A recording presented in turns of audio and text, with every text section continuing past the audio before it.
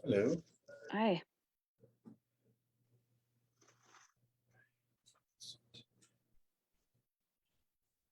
All right, you guys set? We'll go ahead and start Matt Schneidman.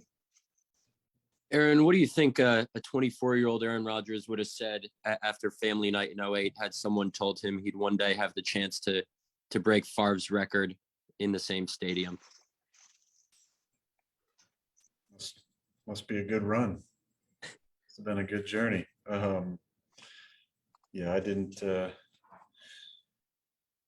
think a lot about that back in the day. I was just trying to kind of get to the next thing, and thought how cool it would be to play, 5 or 8 years in the league and figure out what I'm going to do next. Got to 10 and thought everything after that would be a, pretty special deal. But yeah, 17 years, a lot of years starting. Just have a lot of gratitude for all the people who had an impact on me during the journey. It's been a great journey. All the guys I got to share rooms with and got to be coached by, got to throw to some incredible players. It's fun to look back and think about the guys that I've thrown touchdowns to. It's definitely an interesting group of guys and great personalities, great players, and just very, very fortunate and a lot of gratitude for all these 17 years. Steve McGargy. Brett Favre had talked yesterday about you tying his record and said that you were going to break every record out there and that you're playing better as well as you ever have. I know he said similar things in the past too. Just the praise he's given you lately, what does it kind of mean to you based on y'all's shared history as former teammates, and how often do y'all still kind of keep in touch or talk over the course of a season? Yeah, I texted him Sunday night after the game, had a nice little exchange, but we keep in touch periodically. There'll be times where we're have a lot of contact, and times not as much. Just depends on what we're doing. We're busy people, but I have a lot of love for Farvey, and again, a lot of gratitude for the time that I got to spend watching him. Not a lot of the young quarterbacks are blessed with the opportunity to go to a team with a first ballot Hall of Famer in the same room, and to get to watch and learn for 3 years. Man, somebody asked me the other day, do you think things would have turned out the way they did had he been a starter in year one? And the obvious competitor in you and the confidence and the ego says, of course, what? Of course, I definitely would have turned out this way. But I think the human element and the observer and the gratitude is understanding that things happen the way they happen to allow me to get in this position. And a lot of that is being able to sit behind Brett and watch, one of the greatest players, competitors, quarterbacks of all time, do it for 3 years and then figure out how to do it on my own. Pete Doherty. Hey, Aaron, do you think you've maybe taken a few more calculated risks this season? I say that of the tight window throw Sunday to Valdez-Scantling, and there's been a couple times you scrambled and taken the hit rather than slid. Anything to that? Not necessarily. I think that there's times when the athleticism kind of gets the better of the judgment, and every now and then you think you might be able to squeeze through a little crack in the defense. It closes pretty quick though. You see it on TV, you see it on film, you feel it in the game. So it's just about doing the right thing. Sometimes you feel like, if you're at 8 yards, you might as well try and get to 10.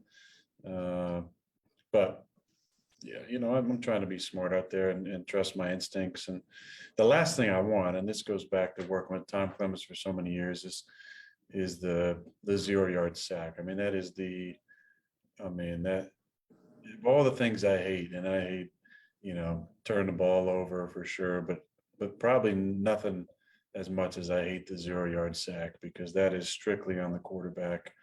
And that, I had one the other night, and the first thing I do when I got up is I looked over and I'm thinking, okay, I think I got a yard there. I think we're okay. And then I found out it was a 0-yard sack, and those are the dumbest plays you can possibly make, I think, as a quarterback, and I hate those. Rob Domofsky. Aaron, wondering what you think of playing on Christmas and on a short week, albeit I guess not as short as what the Browns are going to face. Yeah, definitely not as short as that. Look, we're in the entertainment business, and it's sports and it's competitive, but we are also entertainers. So to be able to entertain on Christmas, I think is a good deal. Maybe you feel that way when it's a home game a little bit more than if it was a road game having to travel. We've played on Thanksgiving many times during my career here, and playing at Detroit is always kind of nice because you're playing in that 12:30 Eastern slot. So by the time you get home, I mean, dinner's just getting warmed up. So that's not a bad deal. And played on New Year's before. This is kind of part of the deal. You know that during the wintertime, you're not going to be able to celebrate a lot of holidays in the same way you would as a younger non-professional athlete. But we're in the business of entertainment, and it's exciting to be able to entertain. And we're playing a early afternoon game, so there'll be plenty of time to enjoy the holiday festivities. Short week, as difficult as it is on the body, there's always a little bonus in the back end, and for us, it's a Sunday being off. So I look forward to the challenge physically and what's on the other side of Christmas as well. Mark Daniels. Hey, Aaron, happy holidays, first of all. Always enjoy your recall. What can you tell me about the first one to Greg? The call, the play itself, way back when I was still in my 40s. The touchdown to Greg? Yeah, the first one. Yeah. Well, playing Dallas, remember that one, Thursday night. And I've told the story before, but we're walking in for pregame warmups, and Creed was on. And I just happened to be standing next to Nate Weir, my longtime good buddy and trainer for us. And both kind of looked at each other and smiled and said, "This is going to be a good night." Didn't think it involved me, playing. I think both teams were 10-1 at the time. And I remember being struck by, in the pregame warmups, the severity of the crown on the field. It's a rarity. I don't know if any team has really any type of crown at this point. There's a couple that have little minor ones, but nothing was like that old Dallas stadium. And Farby got kind of hit on a extended play, and I remember I was like, "Oh, here we go. I gotta, now I'm gonna have to play." And I remember one of the first plays that I was in there, I had long hair at the time, like I do now, and I was trying to wipe the hair out of my face, be able to remember what the call was, and got into a good rhythm though. I felt good about the plays that Mike called for me, and started moving around a little bit, extended plays and scrambling. I said, "Man, I'm getting comfortable on this one," and put together a good drive down there. I remember I threw a bad one to Johnny, and he ended up running in. That could have been an easy touchdown. I kind of threw a high one to him, John Kuhn, but that play was just a pin concept that we had, where Greg's just running up and running a stop route based on where we're at. Usually we like to throw that one where it's a catch and a touchdown, but Greg was a dynamic player for us, and great after the catch. I mean, you look at the highlight tape of him, it's like slant against San Diego, 70 for a touchdown, slant against San Fran, 70 for a touchdown. He had that ability to make guys miss, and he was obviously really fast. So I just kind of threw a ball in rhythm to him. He caught it, kind of stepped to the ball and avoided a guy and got in the end zone. And away we went. That was a good feeling. I was reminiscing, actually, to make this answer even longer. I was reminiscing about being in Baltimore in 2005 and getting a chance to play. And I remember at the time I had this personal strategy. If I ever got in, I said my strategy was look for 80, Donald Driver. And I remember the one chance I had to throw a touchdown in that game, we ran hard play action, and the entire week that play was a double read for drive, either take it to the post or take it to the corner, depending on how they're playing. And at that time, it was all too high during the week. So I came off the fake. I'm thinking I'm gonna throw a touchdown to Donald on a little skinny post, and he broke to the corner, and I totally got off him and rolled out to a pick. So when I got in the game in 2007, Greg was emerging at that time to become a big time player for us. I said, "Okay, throw it to 80 or throw it to 85. And on this play, I threw it to 85 and he scored for us. Ryan Wood, Hey, Aaron, we know what Brett said on Twitter about you breaking his record. I'm curious what he had to say to you about breaking his record. And as you went from that first touchdown to Greg to where you're at now, what was the point that you realized that this was a possibility, that one day, and not even a possibility, an inevitability, that one day you would be breaking this record? Well, to be honest, Ron, I never thought it was an inevitability, a possibility for sure at times, but there were definitely moments, dealing with injuries like I did, 15 season, getting cleaned up, and then obviously 2 collarbones and the knee in 18, where it didn't seem like this was an inevitability at all. But after last season, I knew that I was getting closer, and if I had a decent season this year, I could get home and get this record, which is definitely meaningful to me because of the history of the franchise and how much I've enjoyed my time here. As far as Farvey and I, the one thing I will say that he mentioned, which is one thing I've been really taking to heart the last couple of years, is he just said, enjoy it because it goes by so fast. And the next thing you know, it's over. And it harkens me to one of my favorite clips from The Office, one of my favorite TV shows, where Andy Bernard is looking at the camera. I think Creed's playing the guitar in the background. They're doing a mantra, and he says, I wish they'd tell you, I'm kind of paraphrasing it, but I wish they'd tell you you were in the good old days before you left them. And I've often thought a lot about that. It's, reminded by Farvey's comments, but to just enjoy these times because these are the good old days. And, you never know when they're going to be done. And it goes by so quickly to be sitting here with gray in my beard at, 38 years old, on the verge of breaking one of those milestone records that I watched Farvey do. And he threw 420 in the Metrodome and 421 and the other records I got to watch him and break. Mike Spofford, Hey, Aaron, do you think other teams might try to defend Devontae the way the Ravens did, or do you think that was just a one-off based on Baltimore's scheme and the personnel they had available? Everybody's been trying to make sure he has presence inside and out. Teams do it differently. They'll, shade a safety to that side or drop a safety down inside to make sure they have presence against him. But, 2 guys in that close proximity, I haven't seen that in a while. But teams will double him in the red zone and double him on 3rd down. So it's nothing new. I mean, he's faced, this wasn't the first game that he's faced a lot of attention. I mean, he's been doubled for much of the season. And the times that he's singled up are the times that, we sometimes get some opportunities to throw him the ball, like we did on the first 3rd down of the game when I just missed him down the left sideline. But no, I don't expect anybody else to play us and to not make him the focus of trying to stop us. Tom Silverstein, Aaron, I know this is one of those what if questions, but for Favre, he got traded after that first year and everything changed in his career. And for you, you didn't get picked with the number 1 pick and everything changed for your career.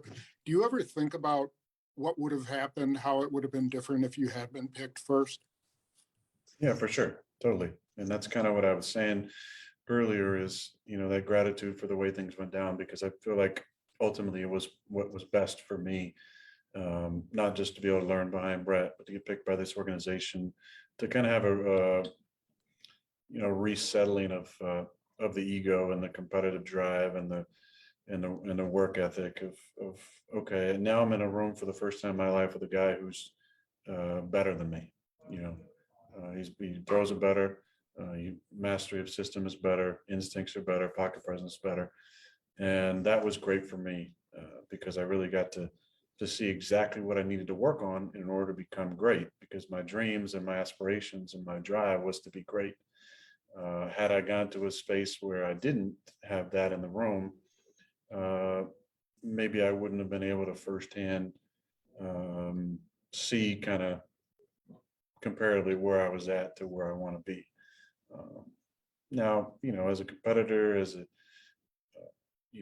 person who's had success, you always think that you can do it regardless of where you're at and regardless of who's around you. But the fact is, a lot of it is situational. It's coaching, it's motivation, it's inspiration, it's a lot of things that you can control, and then some things that are outside of your control. And I'm fortunate that a couple of those things are out of my control. So the coaching and then being able to play with Brett kind of went in that fashion because I got to see what greatness looked like firsthand. I got to be coached by Tom Clements and Alex Van Pelt, as a younger player, Mike McCarthy calling the plays for me, Joe Philbin as a great mentor as a young player.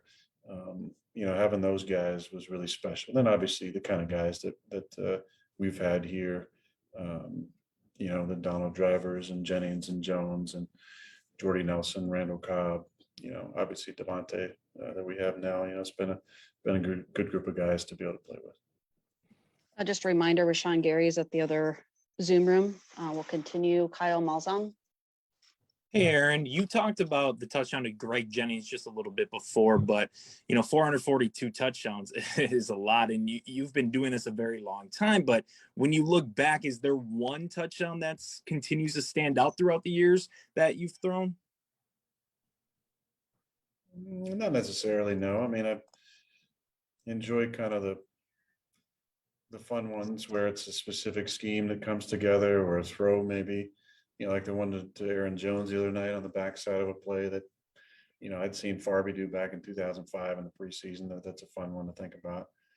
Tom Crabtree, running down the middle of the field on an 80-yard play against kind of a wacky, kind of too high trap defense with a play action, with a play that used to rhyme with a Yoda.